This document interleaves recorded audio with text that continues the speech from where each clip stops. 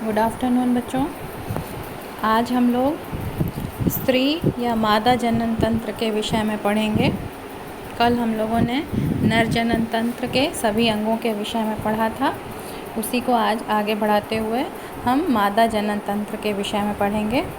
तो पहले हम लोग देख लेते हैं कि इसमें कौन कौन से अंग आते हैं जिनको हमें पढ़ना है। तो जैसे कल हम लोगों ने पढ़ा था, नर जनन तंत्र में दो मुख्य भागों में उसको विभाजित किया था। एक था प्राथमिक नर जनन अंग और दूसरा था द्वितीयक या सहायक नर जनन अंग। तो उसी तरह से यहाँ पर भी आज हम देखेंगे कि इसमें मुख्य या प्राथमिक जनन अंग कौन सा है। स्त्री में अंडाशय। अंडाशय कितने होते हैं? एक जोड़ी या दो, संख्या में दो। जिस तरह से वृषण पढ़ा था हम लोगों ने नर में, उसी तरह से स्त्री में अंडाशय इसका मुख्य या प्राथमिक जनन अंग है। इसके अलावा जो उसके साथ सहायक अंग हैं उनको हम कहते हैं क्रमशः हैं वो अंडवाहिनी, जिसे हम ओविडक्ट कहते हैं, फिर है गर्भाशय, यूट्रस, योनि, वजाइना और सहायक ग्रंथियां या एक्सेसरी जेनिटल ग्लैंड्स। ठीक है, तो पहले अब हम लोग देख लेते हैं अंडाशय। यहाँ पर बच्चों एक चित्र आपको ये जो है मादा जनन तंत्र का पूरा के सभी अंगों को आपको यहाँ पर दिखाया गया है। तो अंडाशय जो होता है वो एक जोड़ी होता है, यानी संख्या में दो होते हैं, और ये जो है एक पतली झिल्ली द्वारा ढके हुए होते हैं। दूसरा, इसमें इसका मुख्य कार्य क्या है? अंड का या अंडाणु का निर्माण करना। ठीक है, जिस तरह से वृषण में शुक्राणुओं का निर्माण होता है, उसी तरह से अंडाशय में अंडाणुओं या अंड का निर्माण होता है। दूसरा, इसमें दो तरह के हार्मोन्स स्रावित होते हैं, जिनको हम क्या कहते हैं? स्त्री जनन हार्मोन्स। क्या इनके नाम हैं? एस्ट्रोजन और दूसरा प्रोजेस्टेरॉन। ठीक है, ये दोनों ही जो हैं वो लैंगिक हार्मोन्स, स्त्री के लैंगिक हार्मोन्स कहलाते हैं। आगे बढ़ते हैं। दूसरा अंग है अंडवाहिनी, जिसको हम ओविडक्ट या फैलोपियन ट्यूब भी कहते हैं। ये इनकी संख्या भी कितनी है? दो है, जैसा कि यहाँ आपको चित्र में दिख रहा है।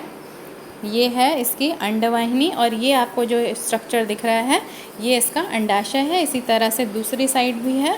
और अब बच्चों यहाँ पर इसके अंडवाहिनी के स्ट्रक्चर को आप समझिए थोड़ा सा। इसमें ये 12 सेंटीमीटर लंबी होती है। दूसरा, इसका चौड़ा भाग जो है वो मुखिका कहलाता है। अब यहाँ चौड़ा वाला भाग इसका कौन सा है? ये इसका चौड़ा भाग है। ठीक है, और आपको यहाँ पर उंगली जैसी संरचना दिखाई पड़ रही होगी, इस तरह से जो दिख रहा है आपको, ये इसकी कहलाती है, इसको हम फिम्ब्री कहते हैं। ठीक है, इसको आप नोट कर सकते हैं, फिम्ब्री, इसको हम फिम्ब्री कहते हैं। ठीक है, अब ये जो होती है एक तरह से ये उंगली के आकार की या झालर के जैसी संरचना आप इसको कह सकते हैं, और ये अंडाशय से इस तरह से जुड़ी होती है, ऐसा लगता है जैसे कि उंगलियों में इसने अंडाशय को पकड़ा हुआ है। ठीक है, इस प्रकार से इसकी संरचना हमको दिखाई देती है। दूसरा पॉइंट ये है कि इसका ये जो चौड़ा भाग है, देखिए ये वाला जो चौड़ा भाग आप देख रहे हैं, ये जाकर कहाँ पर खुल रहा है? इस हिस्से में, और इसे हम क्या कहते हैं? गर्भाशय। ठीक है, दूसरा, अब इसका कार्य क्या है अंडवाहिनी का? ये अंड जब यहाँ से इस स्ट्रक्चर से अंडाशय से जब अंड निकलता है, ठीक है, इसको हम लोग आगे डिटेल में पढ़ेंगे। अभी के लिए आप इतना ही समझिए कि अंडाशय के द्वारा जो अंड निकलते हैं उस क्रिया को हम क्या कहते हैं? अंडोत्सर्ग, या इंग्लिश में उसको हम कहते हैं ओव्यूलेशन। ठीक है, तो अंडोत्सर्ग के दौरान जो अंड निकलता है उसका भंडारण कहाँ पर होता है? इसी स्थान पर होता है। ये जो आपको चौड़ा स्थान दिख रहा है, इस जगह पर इसका भंडारण भी होता है और इसके साथ साथ इसका पोषण भी होता है। ठीक है, फिर आगे बढ़ते हैं।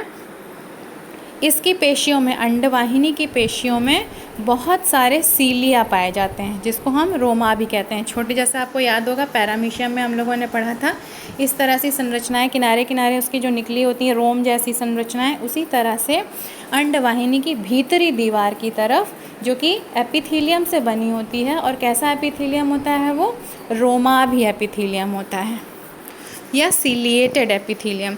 तो उसके कारण सीलिया में क्या होता है, सीलिया जो है वो एक गति वाला अंग है, प्रचलन अंग जिसको हम कहते हैं। तो उसके प्रचलन के, उसमें प्रचलन होने के कारण जो है अंड जो है वो आगे आगे धीरे धीरे कहाँ पर, इस स्थान से इधर की तरफ खिसकता जाता है।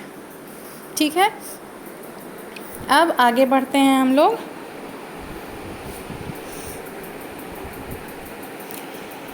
दूसरा अंग है इसका गर्भाशय, ठीक है, जिसको हम यूट्रस भी कहते हैं। गर्भाशय असल में क्या है, ये गर्भ जहाँ पर विकसित होता है, जहाँ ठहरता है, उस अंग को हम कहते हैं गर्भाशय। और ये जो है उल्टे नाशपाती के आकार का, या कह सकते हैं शंकु के आकार की संरचना दिखाई पड़ती है। ये कहाँ पर स्थित होती है, स्त्री के श्रोणि क्षेत्र में। ठीक है, यानी कि उदर के जस्ट नीचे वाला जो हिस्सा होता है वहाँ पर गर्भाशय स्थित होता है। अच्छा, इसकी संख्या क्या है, कितनी है, ये केवल एक होता है, गर्भाशय एक ही होता है। और ये जो आपको दिख रही हैं ये दोनों अंडवाहिनियाँ, ये जाकर कहाँ पर खुलती हैं, गर्भाशय में ही खुलती हैं। और ये गर्भाशय कहाँ पर जाकर खुलता है, ये आपको संरचना एक दिखाई दे रही होगी, ग्रीवा। इसी ग्रीवा में गर्भाशय जाकर खुलता है। और इसका जो ग्रीवा गर्भाशय का जो निचला हिस्सा होता है वो बहुत ही संकरा होता है, मतलब बहुत कम स्थान वाला पतला सा की संरचना होती है, जिसको हम क्या कहते हैं, सर्विक्स कहते हैं। ठीक है, ये इसका इंग्लिश का ही नाम है, सर्विक्स कहते हैं। अब बच्चों आगे बढ़ते हैं हम लोग। गर्भाशय के द्वारा क्या क्या है होता है, गर्भाशय की दीवार कैसी होती है, बहुत ही मोटी होती है। हाँ, जिस पेशी से बनी होती है वो पेशी बहुत ही मोटी होती है, और उसको हम नाम देते हैं मायोमेट्रियम। ठीक है, इसके बारे में हम लोग डिटेल में आगे बाद में पढ़ेंगे, अभी हम अंगों के विषय में जान लेते हैं। तो क्योंकि ये पेशी जो होती है वो बहुत ही मोटी होती है और इसमें फैलाव की बहुत अधिक क्षमता होती है, इसीलिए जब गर्भ धीरे धीरे बड़ा होता है तो वो फैलती जाती है और उसका आकार बड़ा होता जाता है। गर्भ के बढ़ने के साथ साथ उसका गर्भाशय का भी आकार बढ़ने लगता है, क्योंकि इसमें जो पेशी पाई जाती है वो प्रसार करने की उसमें बहुत अधिक क्षमता होती है। फिर आता है गर्भाशय की श्लेष्मिका कोशिका, यानी गर्भाशय के भीतर की जो दीवार है उसमें श्लेष्मिका कोशिकाएं पाई जाती हैं, जिससे एक प्रकार का चिपचिपा पदार्थ निकलता है, जिसे हम म्यूकस या श्लेष्म कहते हैं। ये क्या करता है, अंडाणु और शुक्राणु के मार्ग को सुगम बनाता है। ठीक है, अंडाणु जो है वो अंडवाहिनी के द्वारा होते हुए पहले तो अंडाशय में वो बनता है, और अंडाशय में बनने के बाद वो अंडवाहिनी के द्वारा अंडवाहिनी के चौड़े भाग में आता है। अब अंडवाहिनी के चौड़े भाग में ही इसको शुक्राणु मिलते हैं। अब शुक्राणु और अंडाणु के मार्ग को सुगम बनाने का काम इसकी दीवारों के द्वारा जो म्यूकस निकलता है उससे होता है। आगे बच्चों इसमें एक क्वेश्चन भी पूछा जाता है कि स्त्री के अंडाणुओं का निषेचन किस स्थान पर होता है, तो इसका आंसर हम क्या बताएंगे आपको इस चित्र के द्वारा। ये देखिए यहाँ पर ये जो फैलोपियन ट्यूब है या अंडवाहिनी जिसको हम कहते हैं, इसी स्थान पर जो है निषेचन की क्रिया होती है, फैलोपियन ट्यूब या ओविडक्ट में। ठीक है, अगर हमसे पूछा जाता है ये क्वेश्चन कि अंडाणु का निषेचन कहाँ पर होता है स्त्री में, मनुष्य में, स्त्री में, तो उसका आंसर क्या होगा, फैलोपियन ट्यूब में। तो इसीलिए ये जो है अंडाणु और शुक्राणु यहाँ पर कहा गया है कि उसके मार्ग को सुगम बनाता है। फिर आगे बढ़ते हैं, तो ये इसमें ये कि ये म्यूकस जो है वो निषेचित अंड को बढ़ने में सहायता प्रदान करता है। इस म्यूकस का काम यही होता है कि जो अंड निषेचित हो चुका है, कहाँ पर निषेचित हुआ, फैलोपियन ट्यूब में, उसको फिर ये आगे बढ़ाने में सहायक होता है। आगे बढ़ाकर ये इसको कहाँ पर पहुँचाएगा, गर्भाशय की दीवार में प्रतिस्थापित कर देगा। आगे बढ़ते हैं इसके अगले अंग पर, जिसको हम योनि कहते हैं, वजाइना। अब इसमें देख लेते हैं क्या होता है। इसकी दीवार में लैक्टोबैसिलस, ये बैक्टीरिया आप पढ़ चुके हैं, ये बैक्टीरिया इसमें पाया जाता है, जो क्या करता है, ग्लाइकोजन के अपघटन से कार्बनिक अम्ल बनाता है। कार्बनिक अम्ल बन जाने के कारण वो पूरा माध्यम कैसा हो जाता है, अम्लीय हो जाता है, जिससे वहाँ पर और किसी भी प्रकार का कोई संक्रमण ना हो सके।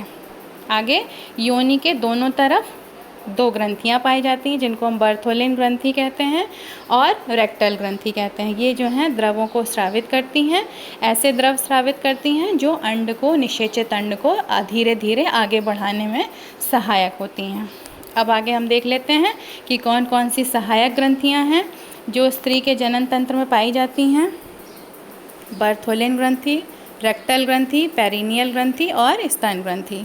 इनमें से ये जो 3 ग्रंथियाँ मैंने आपको बताई, बर्थोलिन, रेक्टल और पेरिनियल, ये जो हैं अंदर की तरफ पाई जाती हैं और इनसे 2 हार्मोन्स स्रावित होते हैं, जो कि मादा लैंगिक हार्मोन्स कहलाते हैं। इसको पहले भी बताया था मैंने आपको, ईस्ट्रोजन और प्रोजेस्टेरॉन।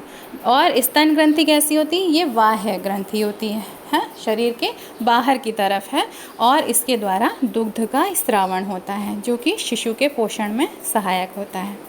तो बच्चों, आज के लिए इतना ही। ये स्त्री जनन तंत्र के विभिन्न अंग हैं। इसके लिए मैं आपको एक पेज का डायग्राम भी भेज देती हूँ, जिससे आप इसको बना सकते हैं, और इस वीडियो को आप देखिए और समझिए।